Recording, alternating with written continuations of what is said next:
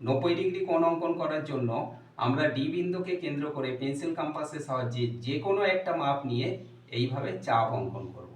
যে মাপ নিয়ে এই চাপটা অঙ্কন করব সেই একই মাপ নিয়ে এই বিন্দুকে কেন্দ্র করে এখান থেকে কেটে নেব, আবার এখান থেকে ওই একই মাপ নিয়ে এখানে কাটবো, ওপরেও কাটবো, সেই একই মাপ নিয়ে এই বিন্দুকে কেন্দ্র করে আবার ওপরে কাটবো।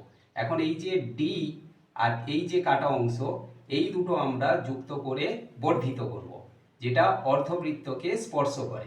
মনে করো গাইডেন্স সাপোর্ট ম্যাথ এডুকেশন ক্লাসে সবাইকে স্বাগত জানিয়ে শুরু করছি আজকের অঙ্কের ক্লাস।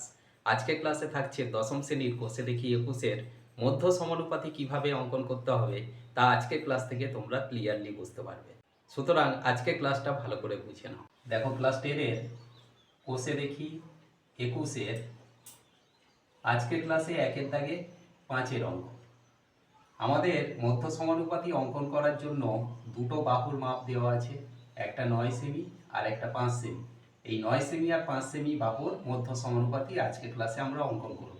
এই জন্য প্রথমে স্কেল ও পেন্সিলের সাহায্যে দুটো সরলরেখা অঙ্কন করে নেব।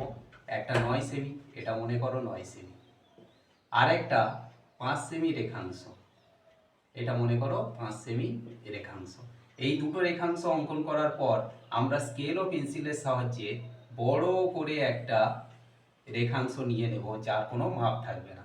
এই রেখাংশের নাম দেব মনে করো বি পি রেখাংশ। এখন এই বি বিন্দুকে কেন্দ্র করে পেন্সিল কম্পাসের সাহায্যে 9 সেমির মাপ নিয়ে এইভাবে আমরা কেটে নেব। মনে করো এখান থেকে আমরা কেটে নিলাম, এইটা হলো 9 সেমি। এখন এখানে আমরা নাম দেব মনে করো এটা ডি বিন্দু, এই যে বিন্দুটা। তাহলে বিপি রেখাংশ থেকে 9 সেমির সমান মাপ নিয়ে পেন্সিল কম্পাসের সাহায্যে বি বিন্দুকে কেন্দ্র করে বিপি থেকে বিডি অংশ কেটে নেওয়া হলো।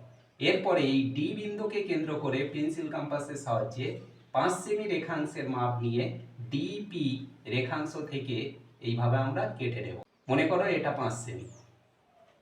এখন এই কাটা অংশের আমরা নাম দেব মনে করো এটা এম, এই বিন্দুর নাম। এরপরে আমাদের এই যে বি এম রেখাংশ হলো, এই রেখাংশকে আমরা সমদ্বিখণ্ডিত করব। তার মানে এখানে 9 সেমি আর এখানে 5 সেমি, 9 5 14 সেমি রেখাংশকে আমরা সমদ্বিখণ্ডিত করব। সমদ্বিখণ্ডিত করার সিস্টেম কি না, পেন্সিল কম্পাসের সাহায্যে বি বিন্দুকে কেন্দ্র করে মোটামুটি অর্ধেকের বেশি মাপ দিয়ে, এখানে নির্দিষ্ট কোনো মাপের প্রয়োজন নেই, মোটামুটি অর্ধেকের একটু বেশি হলেই হবে, উভয় দিকে আমরা দুটো বৃত্তচাপ অঙ্কন করে নেব। মনে করো চাপ দুটো এইভাবে অঙ্কিত হয়েছে। ঠিক একই মাপ নিয়ে এম বিন্দুকে কেন্দ্র করে আমরা একই দিকে আবারও বৃত্তচাপ অঙ্কন করে নেব। মনে করো চাপ দুটো এইভাবে ছেদ করেছে। এখন এই ছেদ বিন্দুর নাম দেব মনে করো এল এক্স। এখন স্কেল ও পেন্সিলের সাহায্যে এল এক্স আমরা এইভাবে যুক্ত করে দেব। এখন এই যে সমদ্বিখণ্ডক হলো, এই সমদ্বিখণ্ডকের নাম দিলাম এইটা ও বিন্দু। তাহলে আমাদের এই যে বি ও রেখাংশ এবং ও এম রেখাংশ দুটো সমান, কারণ এটা সমদ্বিখণ্ডক। এরপরে আমরা এই ও বিন্দুকে কেন্দ্র করে ও বি অথবা ও এম এই রেখাংশের যে কোনো একটা মাপ নিয়ে, দুটোই সমান, যে কোনো একটা মাপ নিয়ে আমরা ও বিন্দুকে কেন্দ্র করে পেন্সিল কম্পাসের সাহায্যে বৃত্তচাপ অঙ্কন করে নেব। মনে করো চাপটা এইভাবে অঙ্কিত হবে। এরপরের কাজ আমাদের এই ডি বিন্দুকে কেন্দ্র করে এখানে 90 ডিগ্রি কোণ অঙ্কন করা। 90 ডিগ্রি কোণ অঙ্কন করার জন্য আমরা ডি বিন্দুকে কেন্দ্র করে পেন্সিল কম্পাসের সাহায্যে যে কোনো একটা মাপ নিয়ে এইভাবে চাপ অঙ্কন করব।